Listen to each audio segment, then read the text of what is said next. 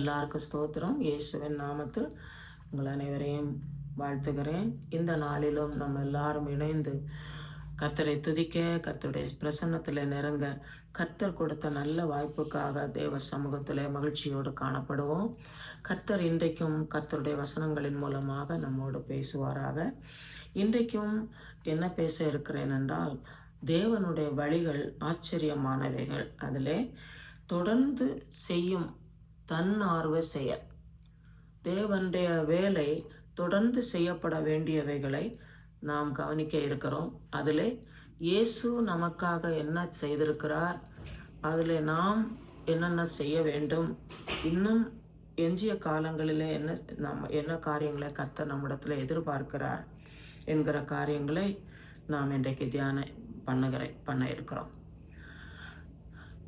தேவன் இந்த உலகத்திலே மனிதனை சிருஷ்டித்தது தேவனுக்கு கீழ்ப்படியவும், தேவனுடைய வழிகளில் நடந்து கொள்ளவும், தேவனுடைய கற்பனைகளை கைக்கொண்டு தேவ சித்தம் செய்து நித்திய ராஜ்யத்தை சுதந்திரித்துக் கொள்வதற்காக.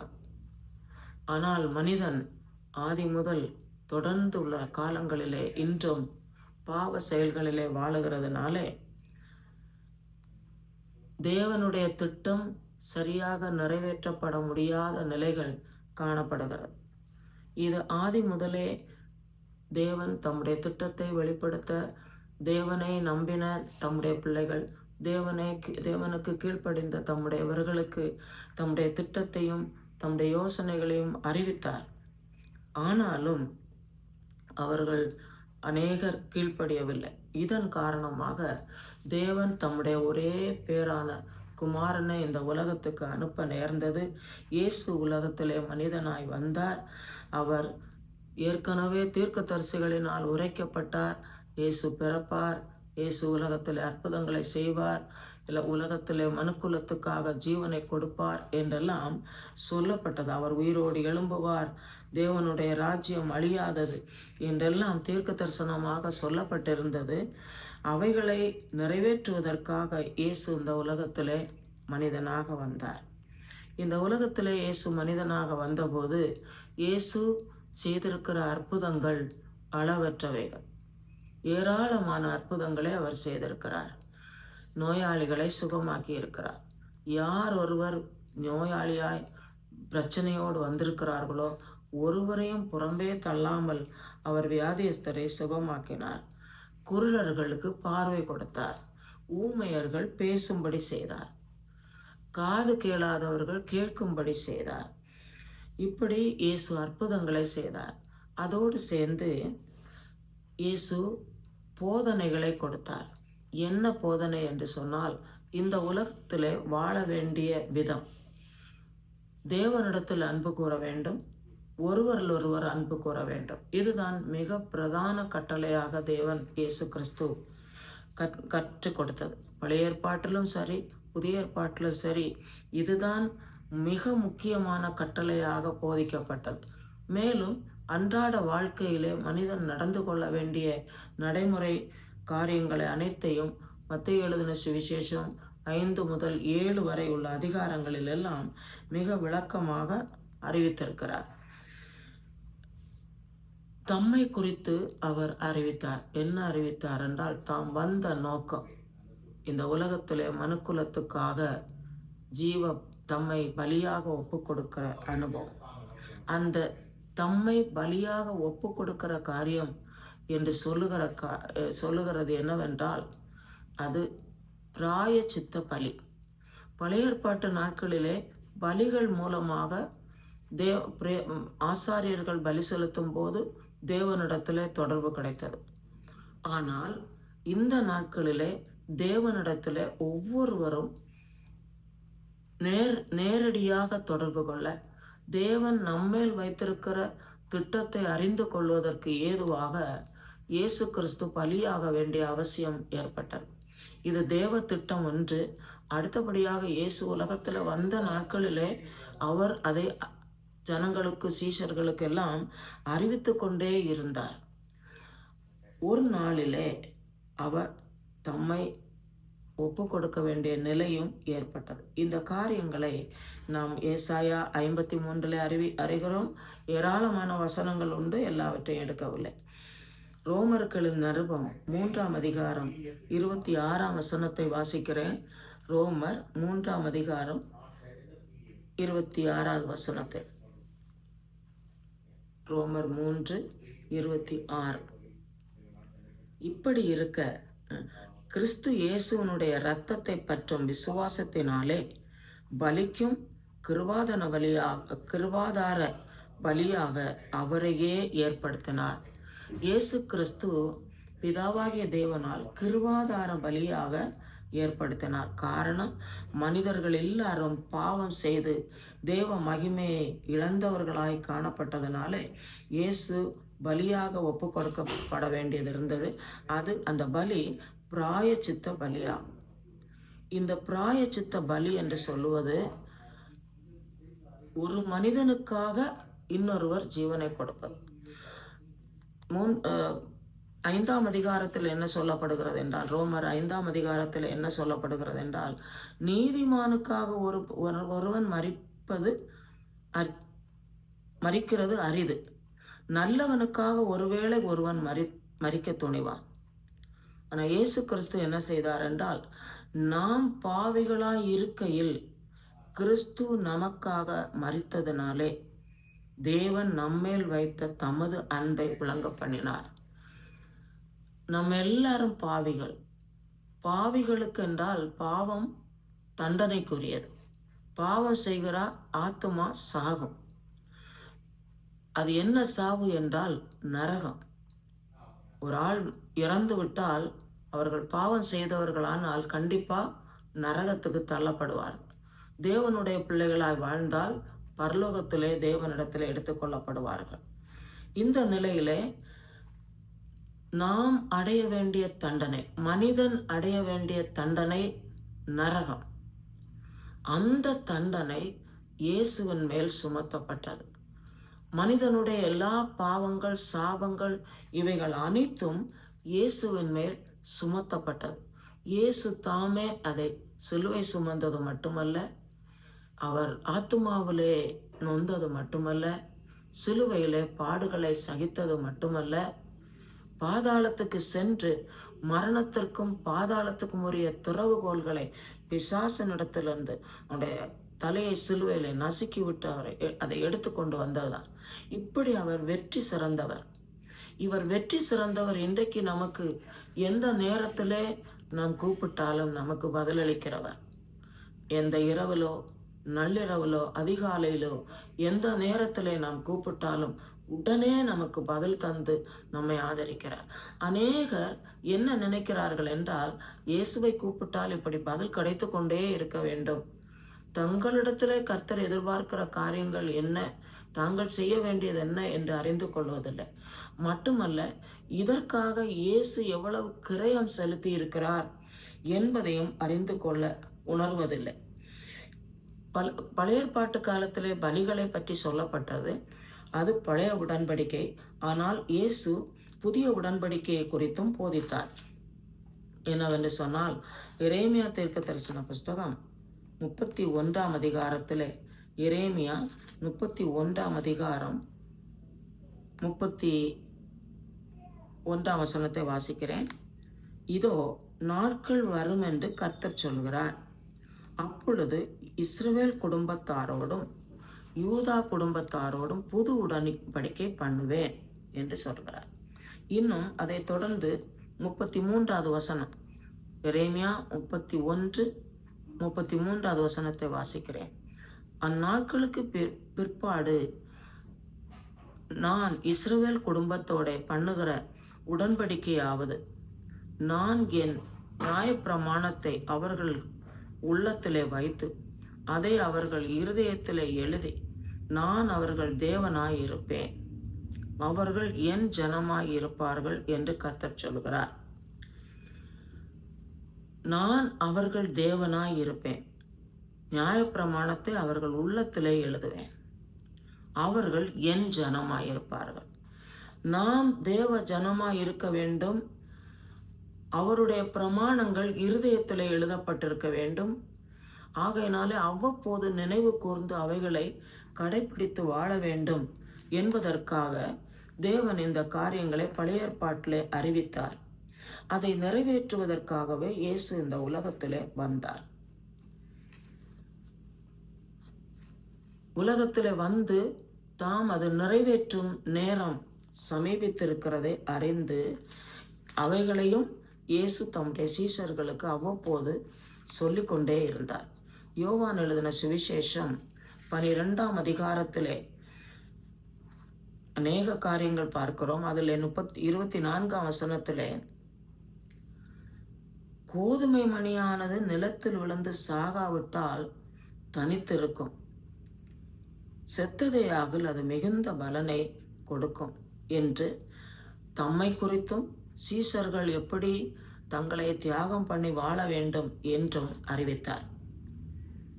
26ஆம் வசனத்திலே, யோவான் 12:26, ஒருவன் எனக்கு ஊழியம் செய்கிறவனானால் என்னை பின்பற்ற கடவன். நான் எங்கே இருக்கிறேனோ அங்கே என் ஊழியக்காரனும் இருப்பான். ஒருவன் எனக்கு ஊழியம் செய்தால் அவனை பிதாவானவர் கனம் பண்ணுவார். யார் ஒருவர் கர்த்தரை நேசித்து கர்த்தர் எதிர்பார்க்கிற காரியங்களிலே உண்மை உள்ளவர்களாய், தாகம் உள்ளவர்களாய், விசுவாசம் உள்ளவர்களாய் நிறைவேற்றுகிறார்களோ அவர்களை கர்த்தர் கனம் பண்ணுகிறார் என்று இயேசு அறிவித்திருக்கிறார். இப்போ 27ஆவது வசனத்தில் நாம் பார்க்கும்போது, அவர் கடைசி நேரம், சிலுவையில் அறையப்பட போகிற அந்த கடைசி நேரம் வரும்போது அவர் அறிவிக்கிறார். என்ன என்றால், இப்பொழுது என் ஆத்துமா கலங்குகிறது, நான் என்ன சொல்லுவேன்? பிதாவே, இந்த வேளை நின்று என்னை ரட்சியும் என்று சொல்லுவேனோ? ஆகிலும் இதற்காகவே இந்த வேளைக்குள் வந்தேன் என்று சொல்லுகிறார். லூக்கா எழுதின சுவிசேஷத்திலும் இந்த வசனங்களை நாம் பார்க்கிறோம். லூக்கா எழுதின சுவிசேஷம் 22ஆம் அதிகாரம் 44ஆம் வசனம். அவர் மிகவும் வியாகுலப்பட்டு அதிக ஊக்கத்தோட ஜெபம் பண்ணினார். அவருடைய வேர்வை இரத்தத்தின் பெருந்துளிகளாய் தரையிலே விழுந்தது. எபிரேயர் நிருபத்தில் 5ஆம் அதிகாரம் 8ஆம் வசனத்திலே சொல்லப்படுகிறது, அவர் மிகுந்த சத்தத்தோடும் கண்ணீரோடும் பலத்த சத்தத்தோடும் ஜெபம் பண்ணினார் என்று சொல்லப்படுகிறார்.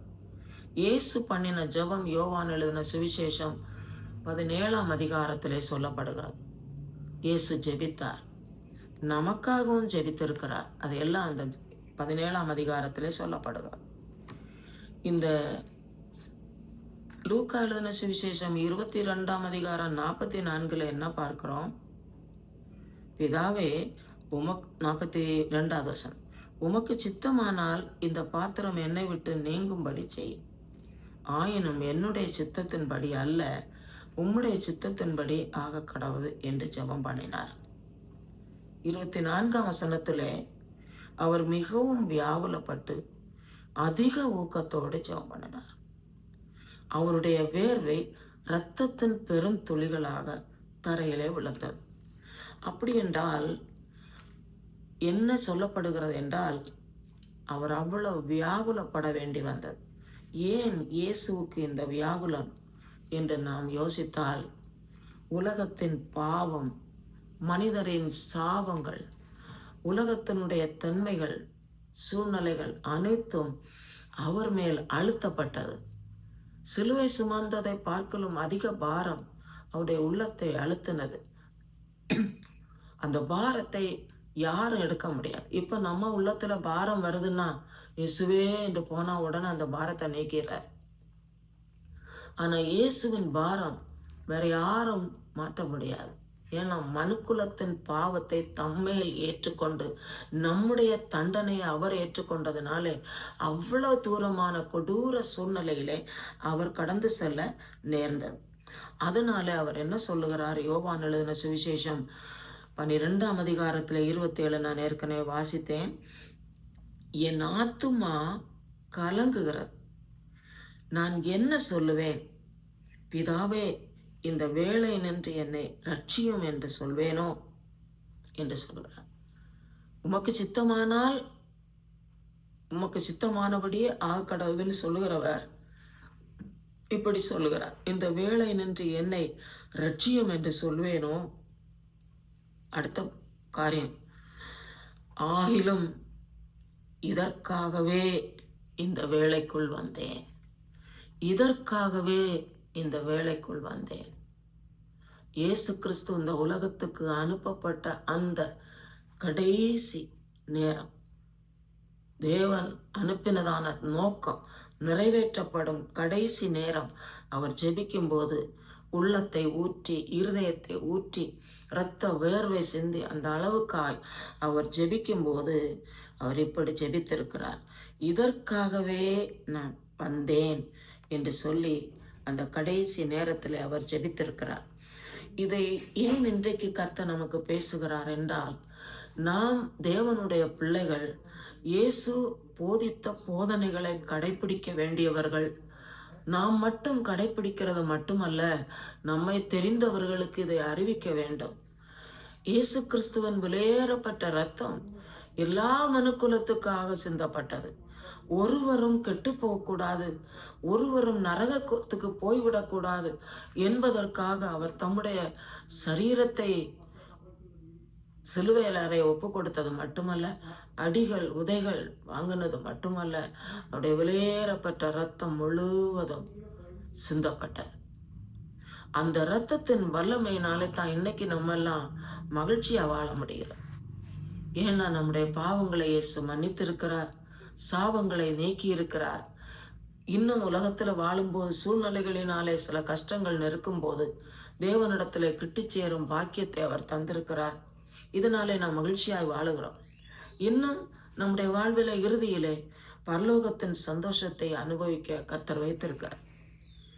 இப்படி இந்த பெரிய சந்தோஷத்தை நமக்கு தரும்படிக்கு அவர் ஆக்கினைக்கு உட்படுத்தப்பட்டார். நம்முடைய பாவங்கள் எல்லாம் அவர் மேல் சுமத்தப்பட்டது என்று சொல்லப்படுகிறது.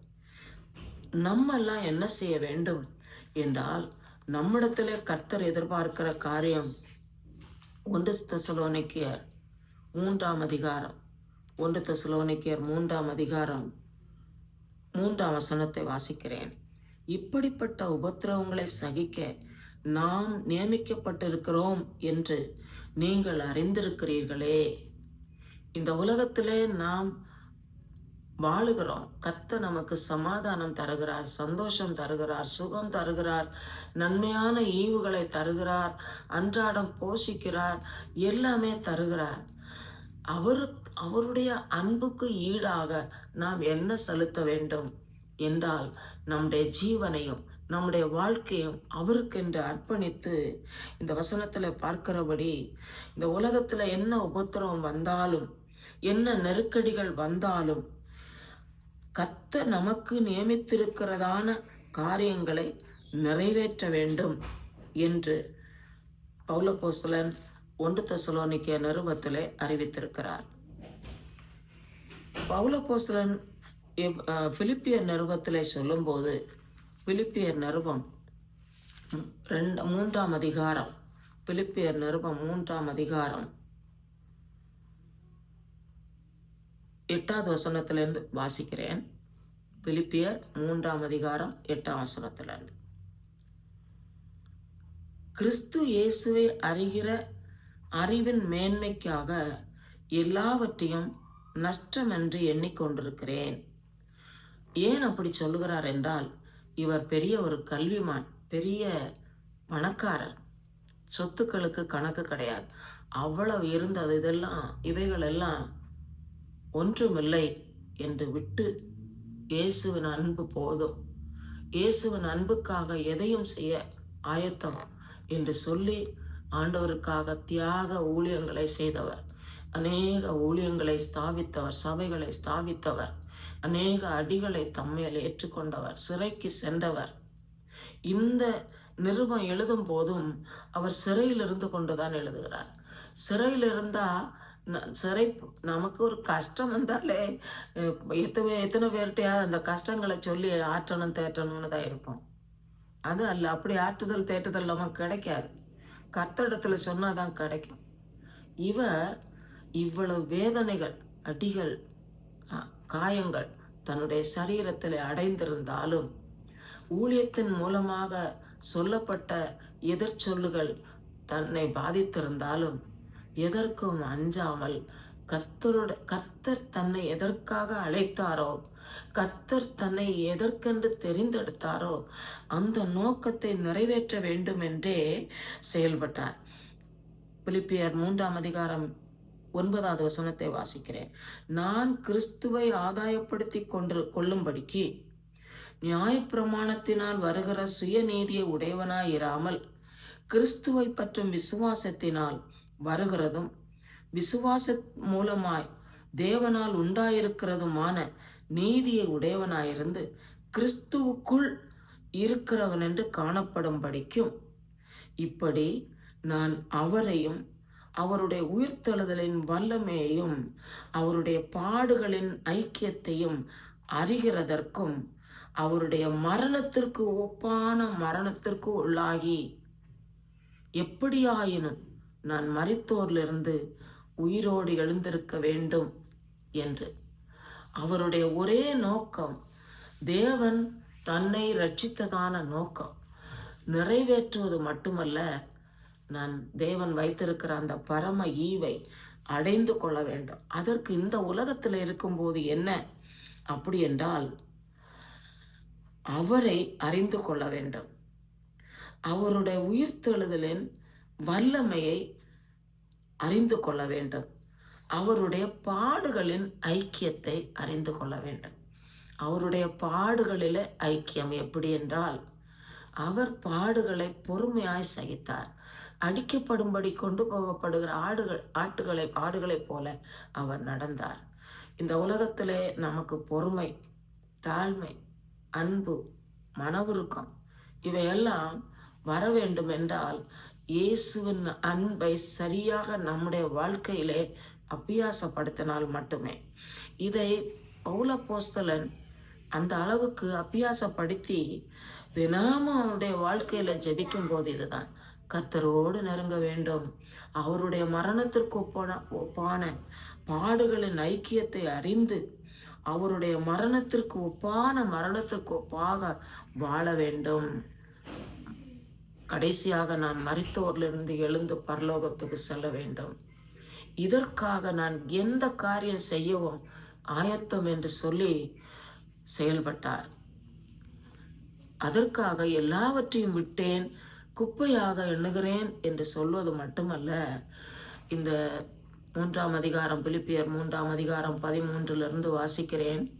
நான் அடைந்தாயிற்று அல்லது முற்றும் தேறினவனானேன் என்று எண்ணாமல் கிறிஸ்து இயேசுவினால் நான் எதற்காக பிடிக்கப்பட்டேனோ அதை பிடித்து கொள்ளும்படி ஆசையாய் தொடர்கிறேன்.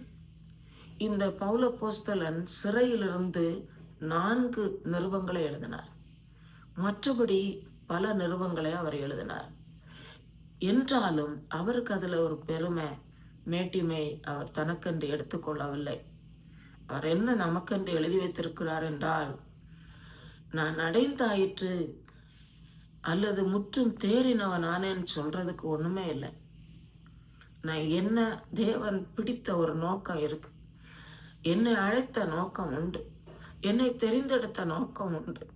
அந்த நோக்கம் கண்டிப்பாய் என் மூலமாக நிறைவேற்றப்பட வேண்டும். நம்மை அழைத்த நோக்கத்தை வேற யாரும் நிறைவேற்ற முடியாது. நம்மை தெரிந்தெடுத்த நோக்கத்தை நாமே நிறைவேற்ற வேண்டும். அதைத்தான் இப்படி எழுதி இருக்கிறார். எதற்காக பிடிக்கப்பட்டேனோ அதை நான் பிடித்து கொள்ளும்படி ஆசையாய் தொடர்கிறேன் என்று சொல்லுகிறார். அதை இன்னும் அதை நான் 13ஆம் வசனத்தில் வாசிக்கிறேன். சகோதரரே, அதை பிடித்து கொண்டேன் என்று நான் எண்ணுகிறதில்லை. ஒன்று செய்கிறேன், பின்னானவைகளை மறந்து முன்னானவைகளை நாடி. இதை நாம் கவனிக்க வேண்டியது என்னவென்றால், நமக்கு நிறைய பின்னானவைகள் இருக்கிறது. பின்னானவைகள் என்ன என்று சொன்னால், தேவையற்ற காரியங்களை எல்லாம் மனதில் போட்டு மண்டையை போட்டு குழப்பி வேதனைப்படுகிறது. ஆனால் கர்த்தர் என்ன விரும்புகிறார் என்றால், பின்னானவைகளை மறைந்து நமக்கு கர்த்தர் நியமித்திருக்கிற பாதையிலே முன் செல்ல வேண்டும் என்று அவர் எதிர்பார்க்கிறார். பவுலப்போஸ்தலன் நல்ல போராட்டத்தை போராடி ஓட்டத்தை முடித்தது போல நாம் இந்த நாட்களிலே கர்த்தருக்காக நம்முடைய ஓட்டத்தை முடிக்க வேண்டும். அதற்காக நமக்கு கர்த்தர் சொல்லி இருக்கிறது என்னவோ அவைகளை நாம் என்ன சொல்லி இருக்கிறார், ஒவ்வொருவருக்கும் ஒவ்வொரு விதமா அவர் சொல்லி இருக்கிறாரே, அவைகளை அறிந்து உணர்ந்து வாழ கர்த்தர் நமக்கு உதவி செய்யும்.